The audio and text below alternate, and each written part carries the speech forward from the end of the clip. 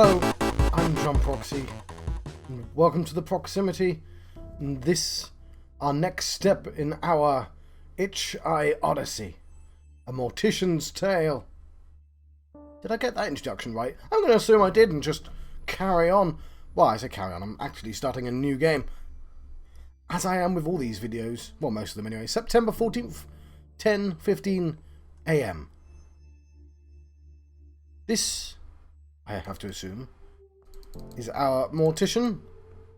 So the first thing I have to note is obviously when you look at the advertising for this game, like I've specifically chosen this piece of art for the cover of this video. It's sort of a goth Disney princess, and graphically the game looks very different from that. I'm not saying anything, I'm just pointing that out.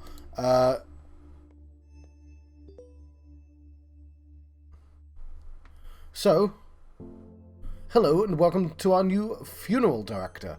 From Matthew Jeffrey to Charlie. Welcome, Charlie. Nice to meet you. My name's Matthew, and I'm mainly going to be the man who delivers the bodies to you and helps with some more heavy lifting. If I hear that joke about a hearse driver, I'll tell it to you when you come by in a bit. Looking forward to running together. I think you'll enjoy working here. Amy is a sweetheart, and she runs a tight ship. Nothing you can't handle, I'm sure. She wouldn't have hired you otherwise. Cheers and good luck, Matthew J., Funeral Director, Rose and Daughters Funeral Home. Hello and welcome to our new Funeral Director. We have some instructions, also this, which we're going to read. So, because now I'm doing a sort of impressions bit after every video, that should encourage me to talk a little bit less during the video so I can get more done, but, like, I talk as I play anyway. The actual reason I record myself playing is because I do this even if I'm not recording, so I might as well be recording. Anyway, from Amy Rose to Charlie. Amy Rose, is that not a character from Sonic? I think Amy Rose might actually be a normal name and I just haven't really encountered any. Hello, Charlie. Well, you're new here, so it's probably best I explain where everything is. In your office preparation room, you'll find... That's my phone, please ignore that. You'll find your cremation device station. Oh, I like it that it's a cremation station. A cremulator station. An embalming station. You know what? I thought they could rhyme as well, but I'm pretty sure this is a serious job. Somewhat serious. And you'll find... Sorry, I keep interrupting myself. All these stations we'll find, and obviously, since you're reading this email, your desk and computer area. I know you have experience working with these stations, but please let me know if you have any questions. Best, Amy Rose, founder and director of Rose and Daughters Funeral Home. Journal of... I guess my subject line... Okay, good luck, you beautiful and smart babe, you. I guess my subject lines to you should start being more professional now that we are business professionals. I can't wait to get your reply so I can see your fancy new email signature. I love that you were able to land this gig straight after graduating. It sounds super cool. I didn't know mom and pop funeral homes were a thing until now. I guess it's not something I really think about that much. I should look more into this, learn more about your world and industry, because, as I said, you are now a very serious professional. Speaking of being professional, my museum gig is amazing. I can't believe somebody paid me to move to London, and not London, Ontario, serial killer capital of Canada, to work in a museum. Like, take that, everyone who said I couldn't get a job with an art history degree. I'll tell you more about it when we Skype. My stories require you to see my face, and that you hear my excellent British accent impersonation. It's probably like this. Ha ha! Also, I signed you up for Funerals Monthly's newsletter. Consider it your graduation gift. I love you, and I'm super proud of you, gift. Love you, love you, love you. So back to Amy Rose. I can respond. Hello, Charlie. Hope you settled in okay so far. Matthew should have dropped off your first body for you to work on. He said you were really friendly. He's glad to have someone young and lively to work with. You'll get used to his sense of humour. Your first body is Miss Garcia, an elderly woman who died suddenly of a heart attack The family has asked for a closed casket funeral, so no embalming or body preparation is necessary. The family seems a little bit more united than previous families we've dealt with. Strange how grief affects people differently. Perhaps having more time to say goodbye makes things a bit easier, if that's possible. That being said, although you will not be embalming Miss Garcia, I do think it's important to take the time to clean her body. Nobody's going to see her body, but I'd like to encourage my funeral directors to do this out of respect for the deceased's and their loved ones. You'll find Miss Garcia in the prep room. Talk soon. Sure thing, I'll get right to it. There's an auto... Oh no, I hadn't read anything. I lied, I'm not going to get right to it at all, because I've got tips for good etiquette at the funerals monthly. Thanks for subscribing. Each month, we bring you a new newsletter featuring a topic pertaining to the death industry. These are all, like, different dates as well. September 14th is mainly one. This month is all about good etiquette for attending a funeral. I really can't believe we have to write about this one out. But since we said we'll answer your most popular questions, here we are. Because this is definitely one of the most popular questions. Funerals are a hard time, and we understand that. But here are some quick and easy rules to remember for being respectful at a funeral. Generally following the guidelines of don't be a jerk should work. Don't be on your cell phone. We understand you are busy, but at a time like this, and this is a time. My word, John. Their words, John. But this is a time and a place to disengage. If you have to be on your cell phone, don't do it inside the funeral home. Don't be loud and obnoxious. You can share happy stories, but other people are also grieving and working through their own healing process. Being quiet gives others people space they might need. Don't get drunk.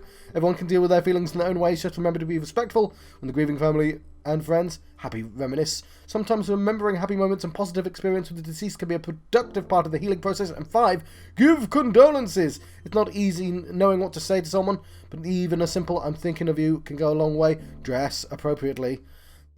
What this looks like will change based on the customs of the deceased and their culture, but always dress in a way that shows respect to the deceased and their grieving family. 8, give a gift or sign the registration book. This can be flowers or a nice card, but it's the thought that counts here. Sometimes this can even be just cooking dinner for the grieving family. Dinner. Anything that shows that you care and want them to help them through the healing process is what matters here. Be kind and be helpful. You know what? I feel like cooking dinner, this might be a culture thing. That's a little bit forward for my liking. Like, having food in the UK, you generally just go to a pub and you have like a bunch of food out. But you buy the food, it's sort of impersonal. Having a funeral director bring you food that they cooked. And I say this as somebody who... I went to a funeral at my grandparents' funeral, and the funeral director's like, I know you, and I've known your grandparents, because it's all local. And it would have felt impersonal if that... It wasn't a funeral director, it was a vicar. Actually, now that I think about it. But, still. There is... I know it's upper... I'm British, so it's like, yes, this has got to be prim and proper, even though I'm not a particularly prim and or proper person. But, yes. Yeah, cooked food is a little bit personal. Unless it's like quote-unquote cooked food, like you can buy a sandwich in a shop, and that's, like, prepared by hand. But, like, yeah, you're still doing it en masse, so it's not personal. Anyway, sorry about that. This is Rose and Daughter's Funeral Home. We're going to read about this later, because I want to get into the game. I don't want to... I was going to say waste too much time. Reading the story is not wasting time, but you know what I mean. Here is the cadaver. Let's have a look at the cadaver. This is the prep room where you will prepare bodies for burials and viewings. Burials, John. Burials. Because the family has requested a closed casket ceremony and no embalming, you're just going to be cleaning the body. Click on the sponge and drag it over the body to clean it. Is this the sponge? No, that's cotton balls. That is a sponge. There we go. This poor lady is going to be cleaned. That's it. You're done. Miss Garcia will be sent to Mike. Can take care of the dressing and putting her in the casket. It's time to go, Miss Garcia's funeral. You're responsible for taking care of the deceased's body, but it's also important to pay your respects to their loved ones. Follow the arrow to head to the funeral parlour. It's a double... I don't know if it's... I was going to say, double-clicking on an arrow like that in certain situations would jump you straight to the room, but also I don't know if the kind of somber mood is important. Yeah, pacing is important, especially for a game like this, with this kind of subject matter. She would have hated these paintings. She was so particular. Yeah, at least she doesn't have to see them, I guess. That's... yeah, I guess.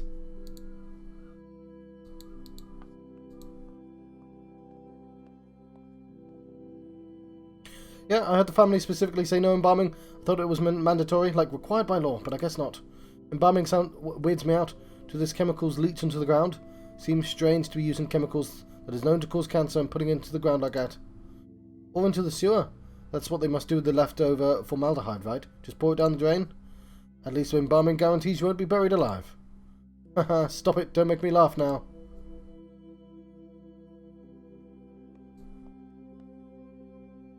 Mummy, I'm hungry. When can we go? I like that. Because kid doesn't care, does he? Doesn't know who this person is, probably. I get what the game's trying to do. It's very nice. It's lovely.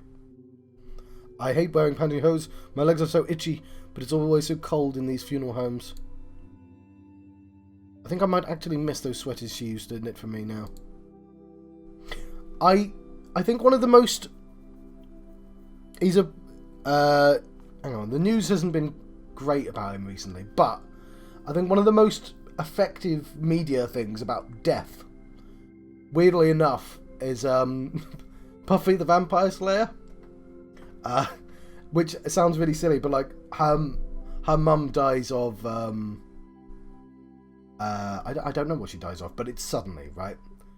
And it's inexplicably at the end of an episode that's about something completely different, and the next episode is just her calling an ambulance and just waiting and dealing with it and being picked up, and it's all in real time.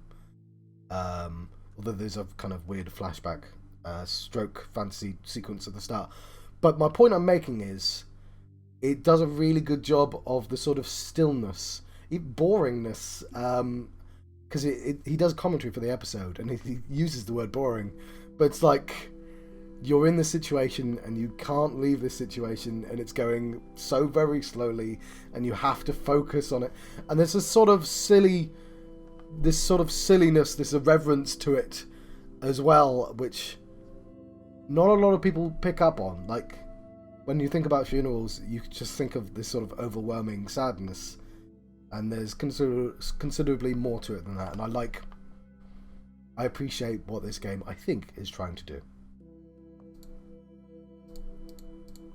The sort of mundanity of it, but the sort of humanity as well. So this should all be in the impressions, but I'm going to have a hard time not saying this as I encounter it. We usually don't small talk a lot on these things, at least that's what I was always taught.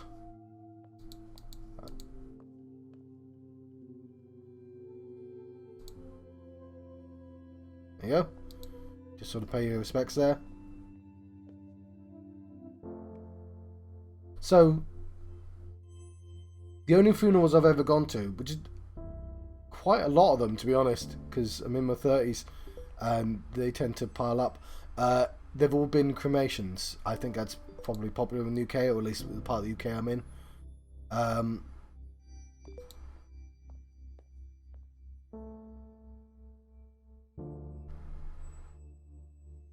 Okay, let me explain this in a little bit more detail. The colleague and I were discussing the tight laces liver specimen we have here at the museum. It's from a woman who died in 1707, and the liver is tapered inward from what the doctor leading the autopsy believed was too tight lacing on her corset. It's fascinating because it's kind of a controversial subject. Tight lacing was super popular while people associated with fainting or hysteria. Sigh.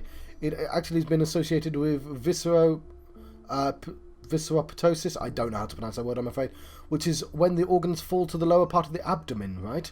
Which is super unsettling, but can also be caused by being pregnant. So, too long didn't read. Of course, it's probably messed up some bones, but likely didn't do this kind of internal organ damage. I'm tired of condescension about my wardrobe. That also implies that I don't know what I'm doing. These kinds of things I specifically research, yet I'm being treated like I know nothing. I'm having a day, Charlie. Jen L. Hart, museum creator.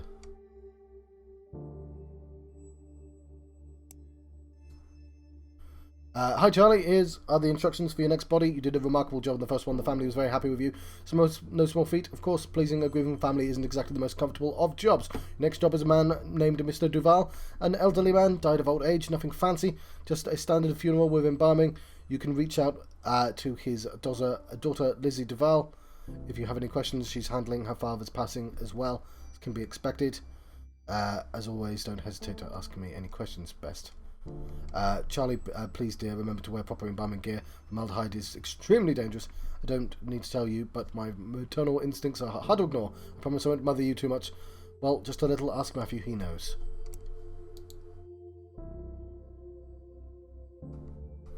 Okay, so these are all new. Hi Amy, please pass along our deepest thanks to you and your staff for the wonderful job they did at our mother's funeral. It was really lovely. Our family so rarely gets together. It was nice seeing everyone come out. Such a beautiful service. My son never gets to see his family. Also, it was incredibly kind of you to let us bring our own food. In getting to share home-cooked meals, sharing stories, being there together, it meant a lot. So what I'm saying is it was nice for everyone to be there like that, together like that way. I know how much it was due to your work of your staff, especially your funeral director. Thanks for making this difficult time easier. And of course, she passed on the message. Here's a story about death. Fine. It's quite a lot to read, but I'm rushing through the writing, which I possibly just to get to more content, which is largely writing, but still, this is from Matt Jeff. I was driving around the other day, taking our clients on their last trip around town. I was thinking, strange I know, did I ever tell you the first time I went to a funeral? I was a teenager, about to start university, and a friend of mine was killed in a car accident. Totally out of the blue. Really tragic stuff. Messed me and my friends up real good, but...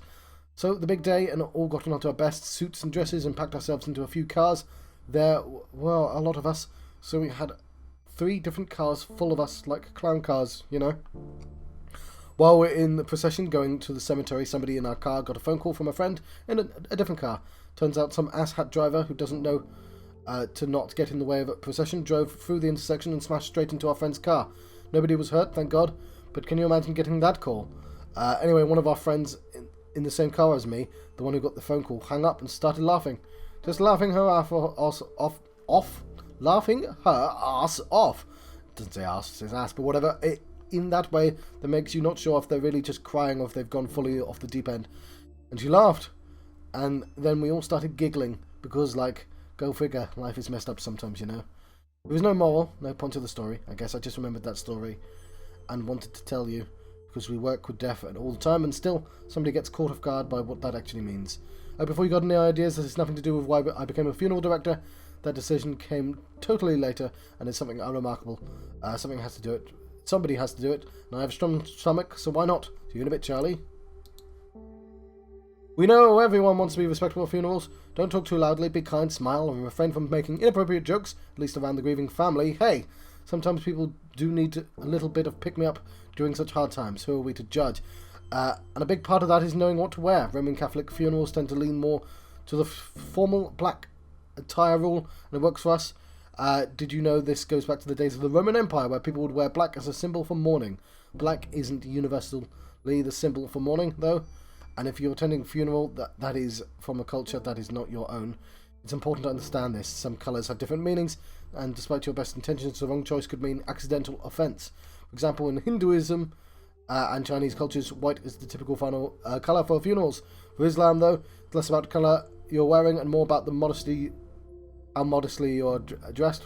Refrain from wearing any elaborate jewellery and be respectful of your behaviour. For Sikh funerals, colour of clothing isn't important, as is dressing modestly and being able to appropriately sit cross-legged. Actually, being respectful is just the number 1 rule for any funeral, no matter what, really. Remember that, and please don't hesitate to ask what is and isn't appropriate to wear. If you are attending to support a pet's friend, family, or member or partner, this day is not about you. Be sure to do whatever you can as respectful and supportive as possible. Even if that means not wearing what you're used to wearing at a funeral, or even if that means asking how you can appropriately show your respects. Um,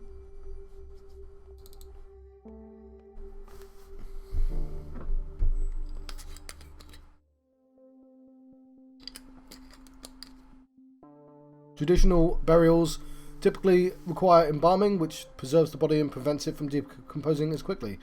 Unless family requests otherwise, all traditional burials you will use embalming. Let's start by cleaning the body.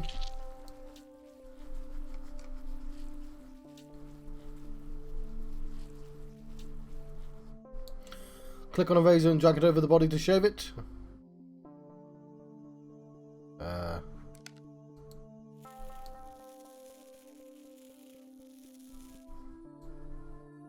In order to break rigor mortis, you'll have to massage the body. Click and drag over the body to massage it.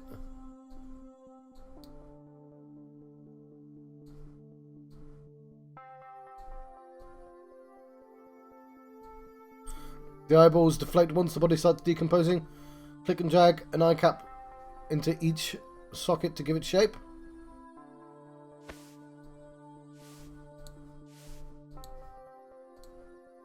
To keep the eyes shut, you'll need to glue them. Click and drag the glue onto each eye to shut it. The mouth sags and hollows once the body starts decomposing. Click and drag a cotton ball into the mouth to give it shape. To keep the mouth from opening, you'll need to suture it shut. Click and drag the needle and thread over the door to close it.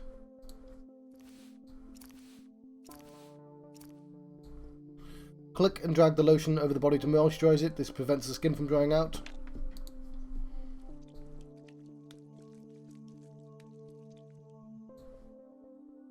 Embalming involves removing blood and replacing it with preserving chemicals. Click and drag the scalpel over the neck to make incision.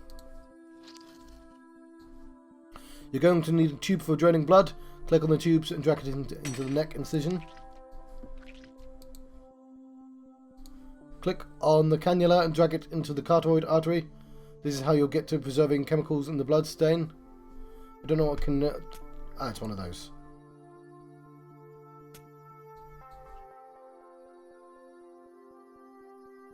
You'll need to connect the embalming machine to the cannula. Grab some additional tubing. Do that.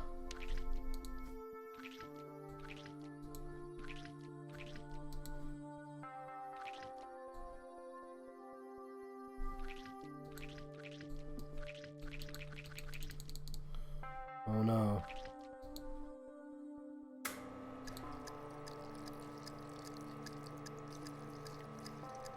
In order to evenly distribute the chemicals, you'll have to massage them for the body. Click and drag over the body to massage it. I accidentally turned the machine on as well.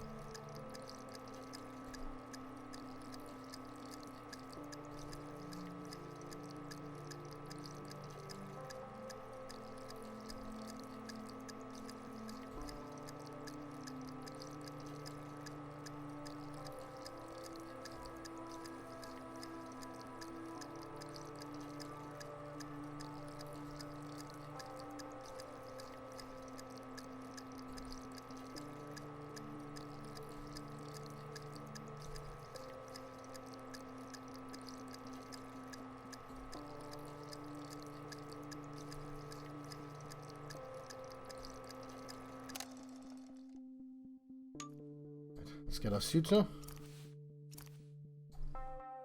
Almost done. You'll need to drain the organs of any remaining fluids. Click on the trachea and click to hold on the abdomen until all the liquid has been drained.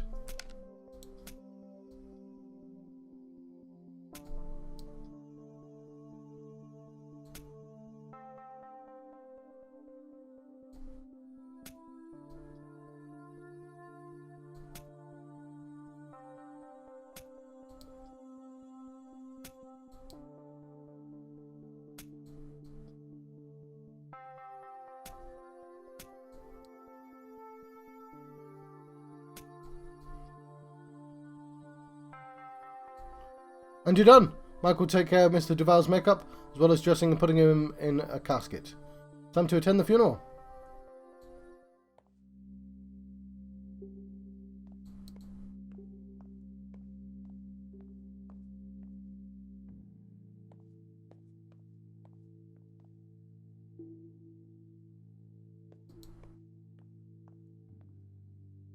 Came out of nowhere. I mean, it always sort of does, doesn't it? That's not strictly true, but from his perspective it might be. Yeah, 1 minute you're laughing, having fun, and then next, poof, that person is gone. Just like, gone. Yeah, it's weird to think about it for too long. Like staring at the sun. I start to feel fuzzy when I think about it. So weird how our bodies just stop working like that. Yeah.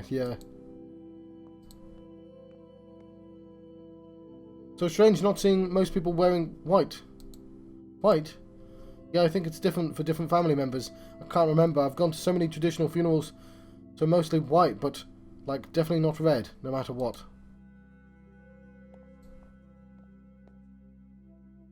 He always wanted to take his grandkids to the park, play catch. He loved playing catch. He threw a mean curveball, that's for sure. Humming to himself. He's playing again.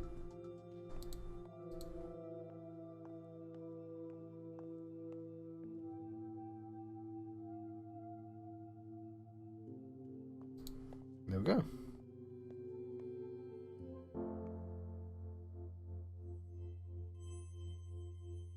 December the 2nd.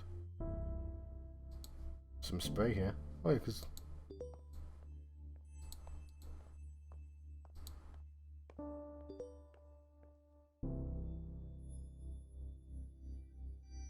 today's funeral is for a woman who died from breast cancer. Nothing fancy, a standard cremation. Please don't hesitate to ask me if you have any questions.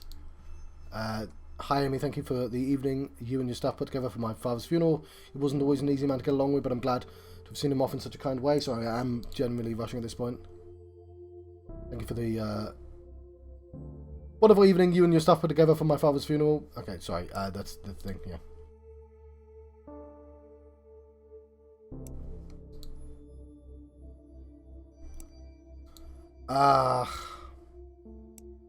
This is quite a lot of writing for what's like 3 minutes left. Hang on, I'm gonna put this on the screen.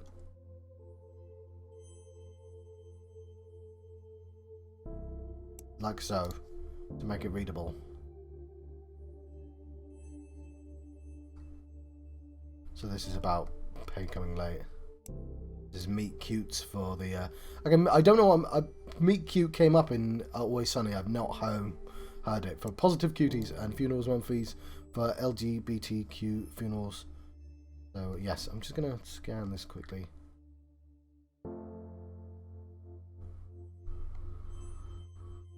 There you go. Sorry, I don't mean to, especially this one. I don't mean to rush through. But it's there. If you pause it, you can read that.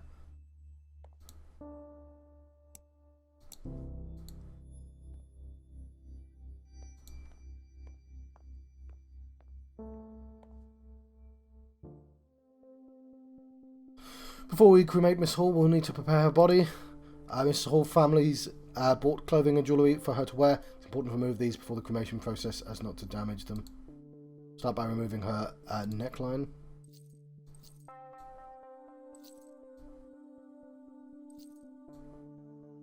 We'll need to identify Miss Hall's remains after she's cremated. Click and drag the round identification tag and place it on the coffin.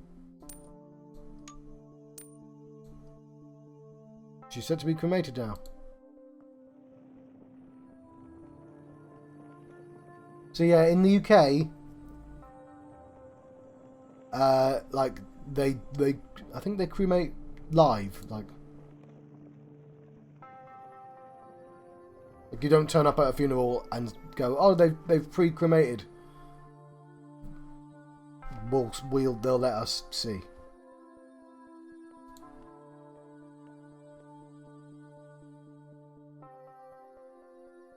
Because it's like, that's the process, okay. This is the cremulator. Contrary to popular belief, cremation doesn't turn bodies into ash, as so much bone fragments. Using the cremulator will break those bone fragments down into ash-like remains. I assume this bit's still the same. Let's start placing the urn on the cremulator. Click and drag the bone fragments to drop them into the top of the cremulator.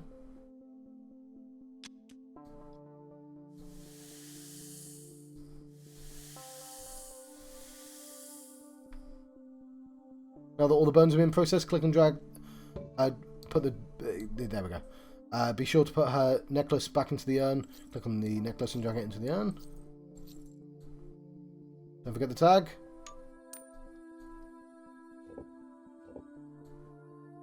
Well done. Amy will take the urn to the funeral parlour and present it alongside some flowers.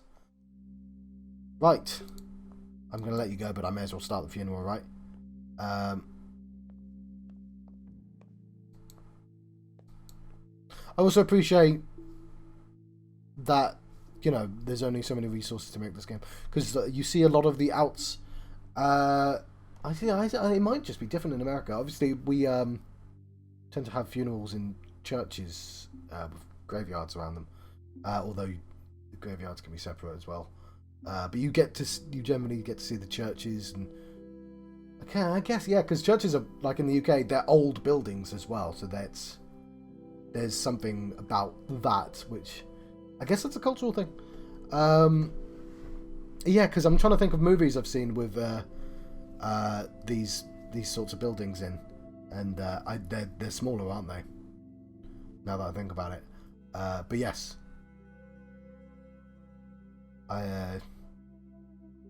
Anyway, I think I'm going to let you go here. I'm not going to talk to these people.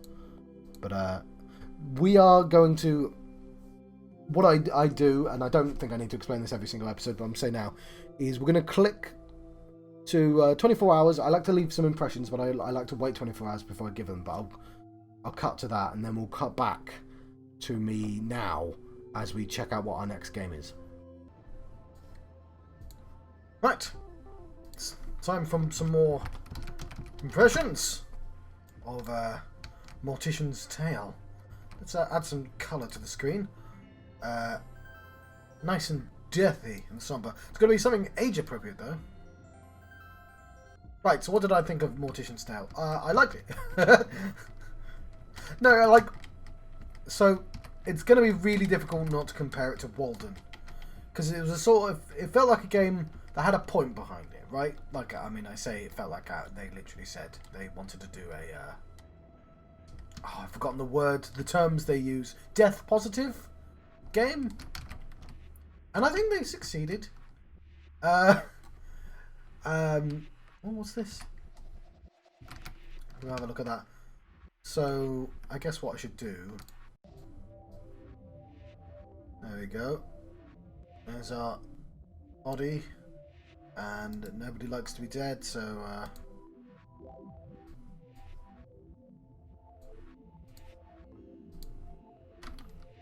no, that's not what I want at all. Is there an undo button? There is, lovely, okay. Cool, there's our cadaver. And we had our Disney princess, our gothic Disney princess looking over. In a dress. There's a hand. And I think she had a haircut, didn't she?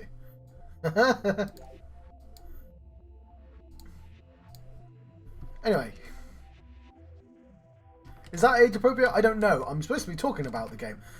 So, what can I say really? Obviously the game portion where you do the stuff to the bodies to get them ready for the funeral wasn't really a game in that I couldn't really fail, but and I don't know if it's like if it's going to ramp up in difficulty or if it's going to stay more like a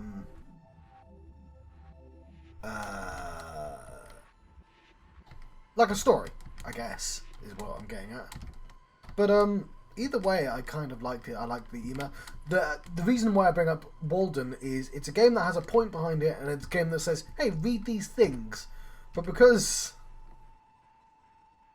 it was set in the real world, it could make those things that it wanted me to read in a computer folder and not in a bloody letter format. And I don't know, Walden annoyed me, and the fact that I'm still talking about Walden is incredible though. Stop talking about Walden, talk about Mortician's Tale. I liked what it was trying to do. I like the idea that it goes, look, funerals are this thing that we don't talk about, and people work there, and it's, You know, it's emotionally draining, and there's all these things you might not know about the different cultures. And hey, you might not know about how bodies are made. You know, how we prepare the dead for funerals and things like that. And I like that idea. We've got ourselves a square brush.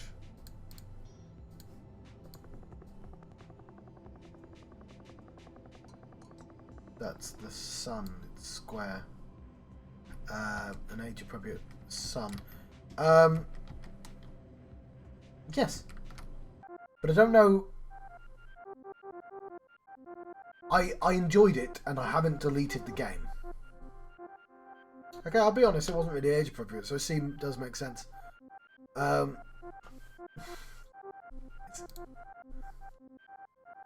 Popular cartoon characters do not violate international copyright law. You know, this one would have been better to have the Gothic Disney princess for, wouldn't it? Right, I think you get my point. Like, the game was not slow enough, but kind of wordy enough that I actually had time to really spell out what I meant anyway during the play.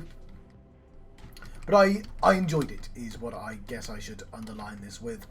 And would probably play more. But it's in a maybe pile. Like, I suspect there's going to be a lot of things that I'm interested in by the end of this, considering how much stuff I've kept so far. And so there's going to be stuff I like that I won't necessarily keep after I've got hundreds on my computer, right? But I like it for what it was trying to do. I don't know how much more normally I'd play out of habit, I'd finish out of habit. This is one of the reasons why I'm doing this sort of half an hour thing, to kind of force me out of that thinking.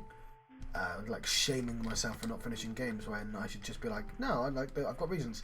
What I would like for certain games to have is the ability to skip the first 5 hours and get to the interesting bit. I've got a day job, like I don't have too much time on my hands anymore. But I also say this as someone who's played a Persona game, so that somewhat seems hypocritical. But Mortician still, probably a terrible example, because that very much feels like a game that probably would have been done in a few hours, and that's quite a reasonable amount of time, to be honest. So, yes, it felt like a game I probably deserved a little bit more of my attention. But I liked what I saw of it, I liked the aesthetic, even if the cover art and the game looks very different from one another. I get that art is expensive. But yes, I hope that makes sense. Anyway, Oh no, I'm not letting you go, am I? We're going to cut to the past, John, and he's going to let you go. Right, so that was a Mortician's Tale, and that was the picture I was talking about at the start, in case you didn't see it. So, yes, the point I guess I was making was it's not really representative of the in-game graphics, but, I mean, that probably costs quite a lot of money to get commissioned, right? And, you know, you want to sell the Mortician. But it's like, graphically, it looks a bit like a goth Disney princess. And I don't know, yeah, it's just sort of, I guess that's the point, is it's a deaf positive game, right? So they're not trying to say this is a person who happens to be a funeral director. Like, there's no reason not to... What am I trying to say? This isn't supposed to be the review section. Hopefully I've said that bit in the review section. Let's see what the next game is.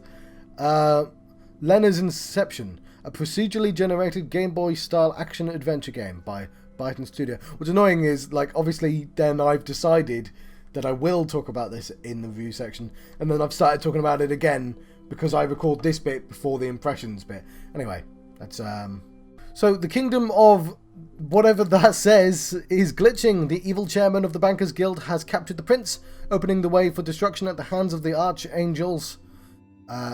With the hero eliminated and the world horribly unraveling, reluctant tutor Lena must step up and save the kingdom. But it won't be easy. All she has to guide her is the voice of the deceased elder, and he seems to know more than he's letting on. So, we're going to see what's in this. We don't need to read all this, but we can see by the... There's a murder tabby right there. That's already exciting. You can see what it's inspired by Link's Adventure. Yeah.